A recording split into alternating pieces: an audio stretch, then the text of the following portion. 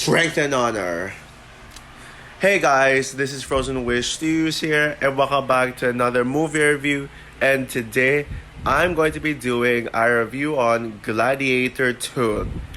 So, Gladiator 2 is the sequel to the Best Picture winning masterpiece Gladiator, and it came out in the year 2024, just last month in the US, and is directed by Ridley Scott, and it stars Paul Mescal, Denzel Washington, Pedro Pascal, Connie Nielsen, Joseph Quinn, Fred Heckinger, Derek Jacobi, Peter Mensa, Matt Lucas, etc. So the film tells a story taking place many years after the events of Maximus's death in the first film, where Lucius has officially grown up and now has a wife and a home, and yeah, he has raised himself after being fleed away by his mother, which was actually explained during the plot, in the middle of the plot, like as a flashback on how Lucius separated from Lucilla, and so yeah, but then the tyrannical emperors led by General Marcus Acacius invades his home, invades his home. What's the name of his home? I guess. But they invade the home, and now they conquer Rome. As a result of him, oh yeah, Numidia. Yeah, that's the name of Lucius' home. Yeah, Numidia was invaded by the emperor, by the general, and now Lucius is taken into slavery, and he's being bought by Macrinus, who wants to use his manipulation skills for power and to overthrow the emperor. So yeah, he uses Lucius as an instrument and a gladiator fighter to his advantage. And so yeah, Lucius finds his mother and reunites with her, and also discovers his stepdad, who he sees as a villain because of how he invaded invaded his home, and so yeah. But now Lucius must fight the gladiator matches for Maximus's legacy, and now he must return the glory of Rome to its people. So yeah, now since this movie has been out for quite a long time, this review will contain major spoilers. So if you haven't seen Gladiator 2 yet, I guess that's on you, because you could have watched this earlier. But if you're okay with getting yourself spoiled for Gladiator 2, then you can keep yourself continuing to watch the video. So yeah, now yes, I am late to the party, because yeah, Gladiator 2 came out like exactly a month ago now. It came out earlier in some countries, like some international countries like Hong Kong and even New Zealand. Yeah, and some others. I think UK, but I'm not sure. But yeah, I assume UK. Yeah, so yeah, but in my country, it came out it came out just earlier this year in the I mean, sorry, it came out in December 4 in my country. So yeah, I had to wait. I decided to wait until I got to see it. Now yeah, it's not like Sonic the Hedgehog 3, where in Sonic the Hedgehog 3 I'm actually planning to watch the movie online and then wait for January to watch it, because I'm actually planning to watch Sonic 3 for my birthday. But I'm gonna watch it online first for all my fellow friends who are major Sonic fans, so I can already watch and review it for them. So yeah, at least I finally got to see Gladiator 2. Now yes, I did get spoiled by all the major spoilers that I'll be talking about in this one. And yes, I did have high expectations for this one, only because it's Gladiator. Yeah, the first Gladiator is the greatest Ridley Scott movie ever made, period. I know people favor Alien and Blade Runner over this one, but to me, Gladiator is just the best Ridley Scott film. And for like the one Ridley Scott film to win Best Picture, well, correct me if I'm wrong with that. Well, it's well deserved. Yeah, I know people nowadays call Gladiator overrated and not Best Picture worthy, but I mean, I think it is Best Picture worthy. And even thinking about it, I still absolutely love Gladiator. I will admit that when Gladiator 2 was first announced, I was a bit concerned about it. Because I was only excited for this one as a Gladiator sequel, but at the same time, I was like wondering, did we really need a Gladiator sequel? How are they going to do this? Because Maximus died in the first film, so I wonder how that was going to be. And I'll just say this movie could have been a lot worse.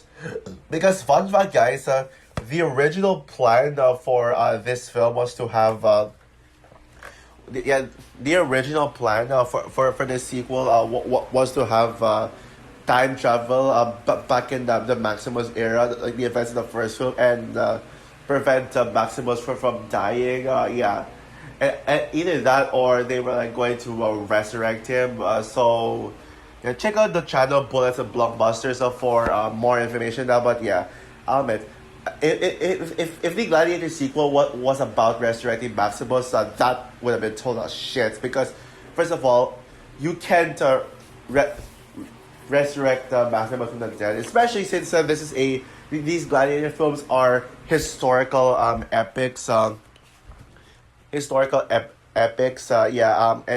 they try to be as real as possible. Sure, there are some unrealistic things in here, like sharks in the Colosseum, but then people say that actually happened when they used the sharks in gladiator matches. So interesting, I guess. But if you were to put in some fantasy stuff like time travel and resurrecting Maximus in a historical fiction, then that was going to be out of place. But they decided to take the Black Panther Wakanda Forever route, like similar to how after T'Challa died, Shuri took on the Black Panther role. Yeah, it's actually they went for the Black Panther Wakanda Forever route in this one, where a younger character took on the role of what the original character was meant to be. So yeah, but what made me actually hype for Gladiator 2 is just the casting, like with Paul Mescal, Denzel Washington, and Pedro Pascal. Yep, I think they were what got me hyped for this, especially Paul Mescal. Because sure, I'm not a Paul Mescal, I'm not a diehard Paul Mescal fanboy. Like I said, I don't think he's one of my favorite actors of all time, but he's one of those actors who can do no wrong. He's one of them. He mostly starred in art house films. Specifically, I remember him from After Sun. And also I have seen him in All of Us Strangers, and Carmen. Carmen. Yeah, All of Us Strangers would be my favorite Paul Mescal movie. Well, we'll have to see if I stand by that though, because I've only seen this once. And I remember loving it, but I'm not sure.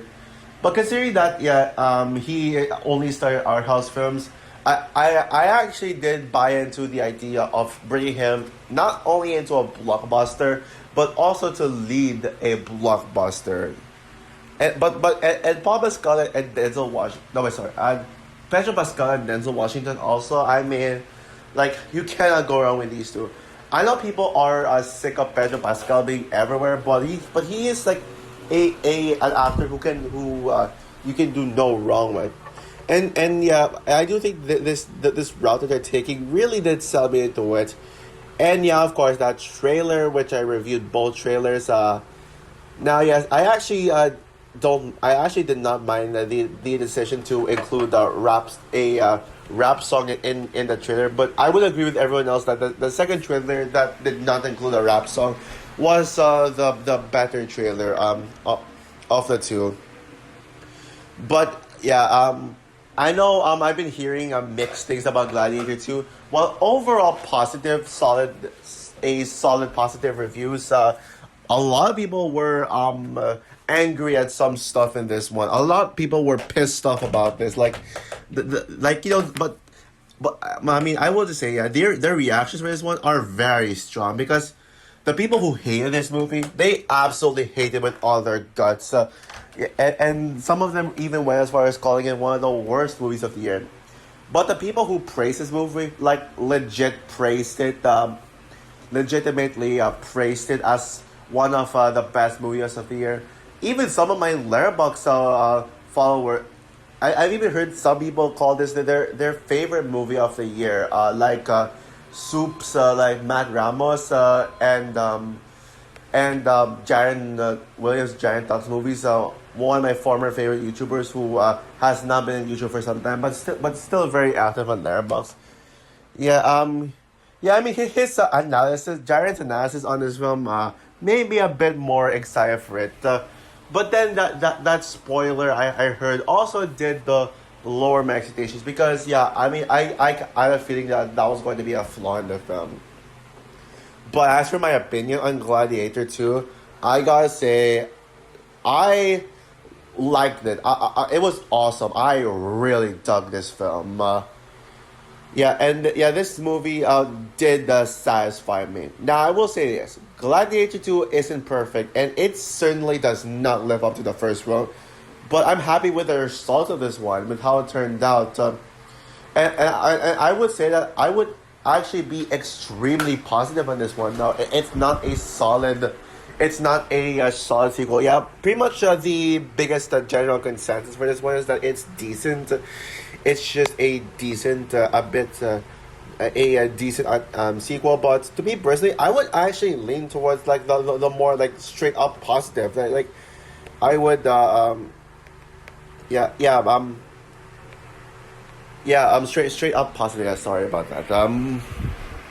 Yeah, and but yeah, I don't think this is flawless. Don't get me wrong. I don't know why I was expecting this to be a masterpiece. Yeah, I don't know why I was expecting this to be a masterpiece. I honestly, I will say I should not have expected this to be a masterpiece. Expecting like a So, but yeah, this definitely isn't.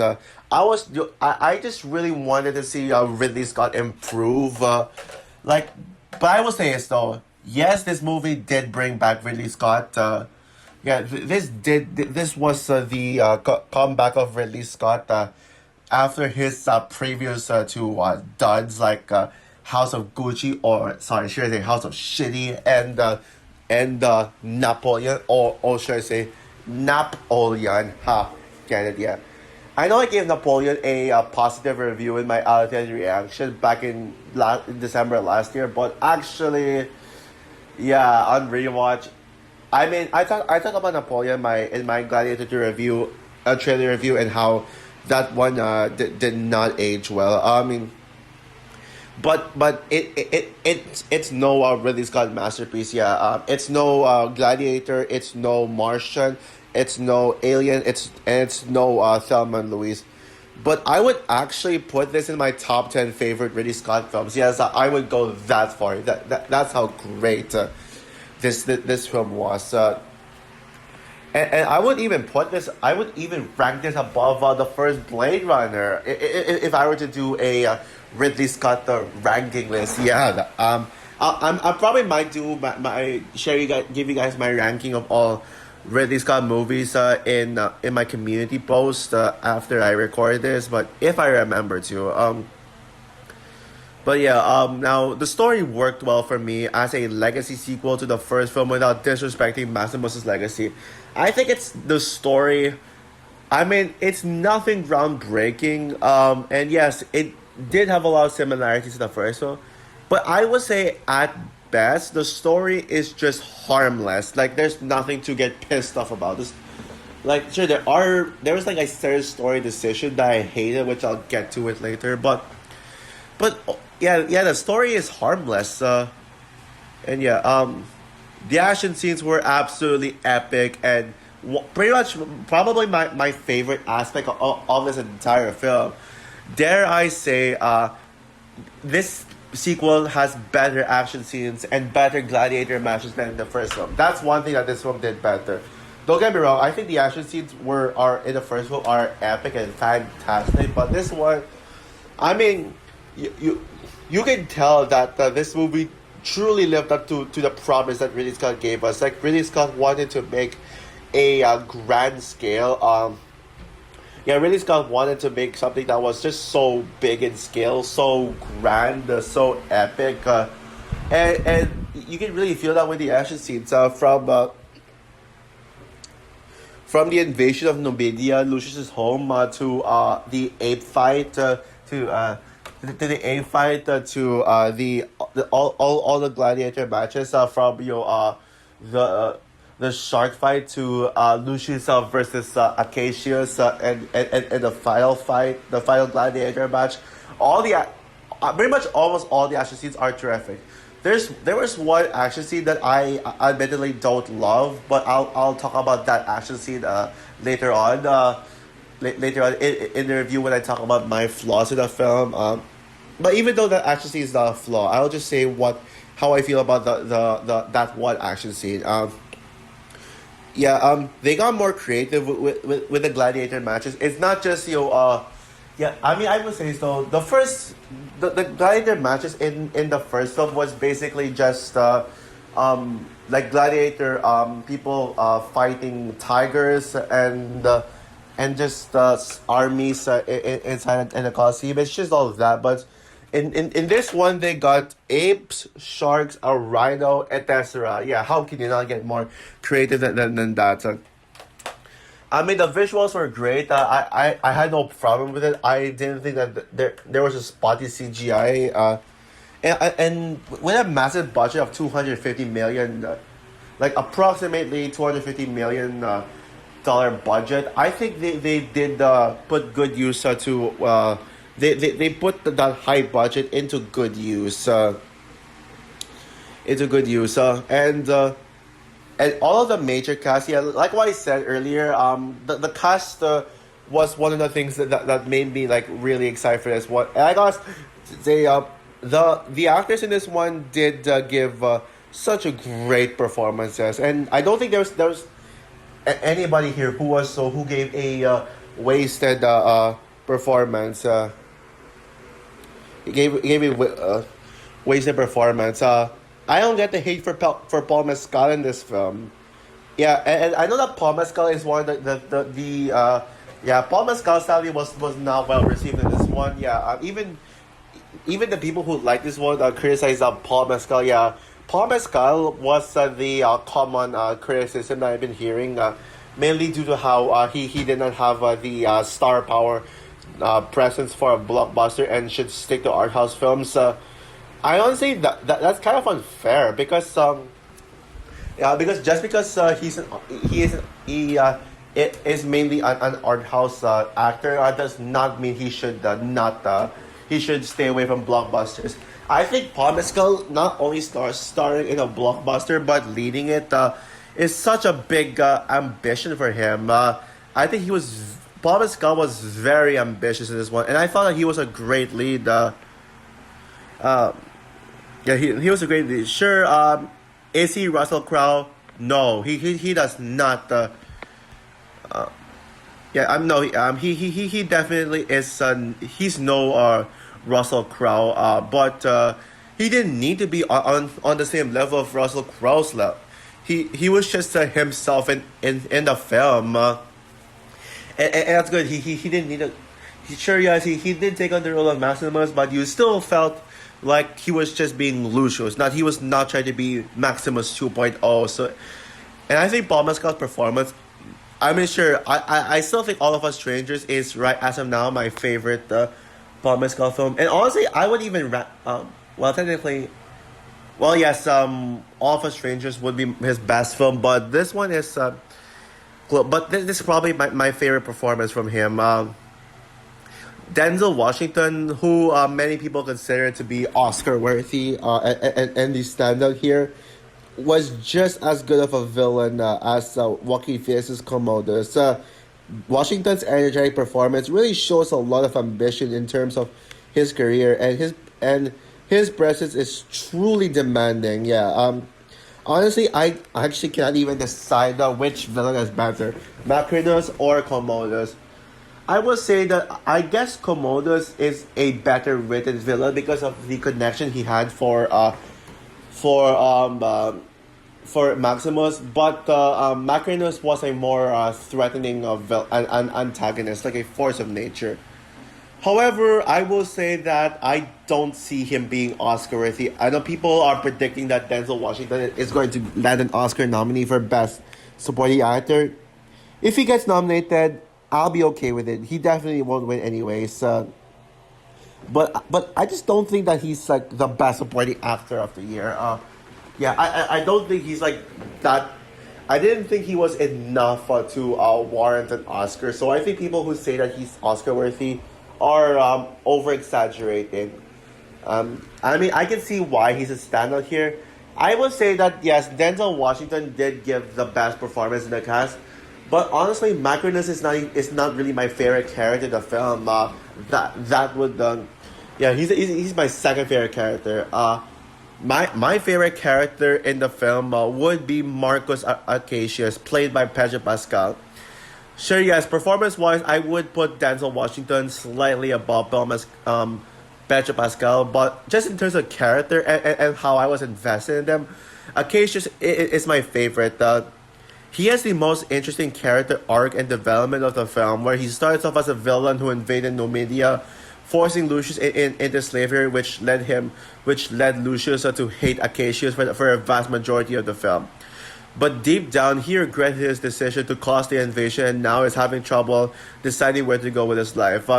The trailers and marketing promoted. He was promoted as the main antagonist of the film, but yeah, he's not even a villain. He just I know I described him as like a villain when he did it, but he was. I'd say Acacius is more of is basically an anti-hero. I will say that, but nowhere near the main antagonist of the film.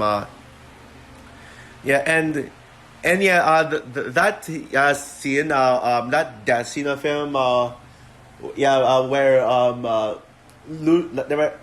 Acacius like surrendered because he didn't want to fight his own stepson, and Lucius like found out who Acacius truly is. So the moment he did that, he surrendered, even though the Joseph Quinn Emperor like Emperor Geta, I believe, yeah, he insisted that Acacius should get killed, but Lucius Lucius like denied, and then we see like all the armies shooting Acacius, and yeah, his death scene was so powerful and so horrible.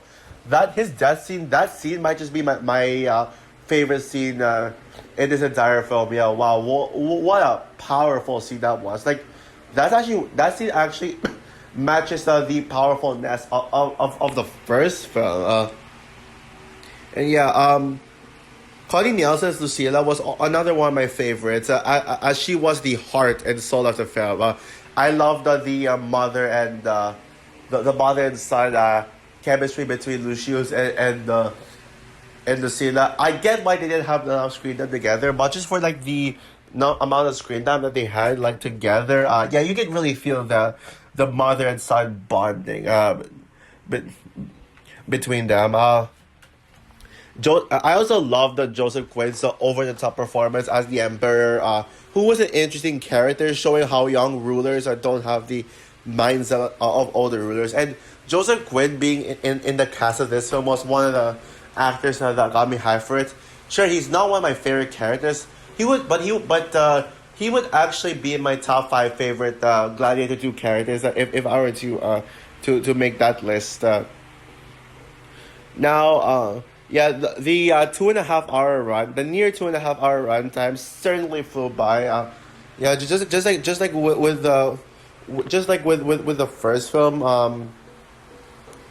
Just like with the first film, yeah, not a single scene bored me at all. Okay, now my one flaw with the film. Yeah, let's get to my flaw. I will say that the third act was definitely the weakest of the 3 acts. it's still good overall. It's still a solid third act, but that was where uh th- that was where yeah that was where yeah my problems lie.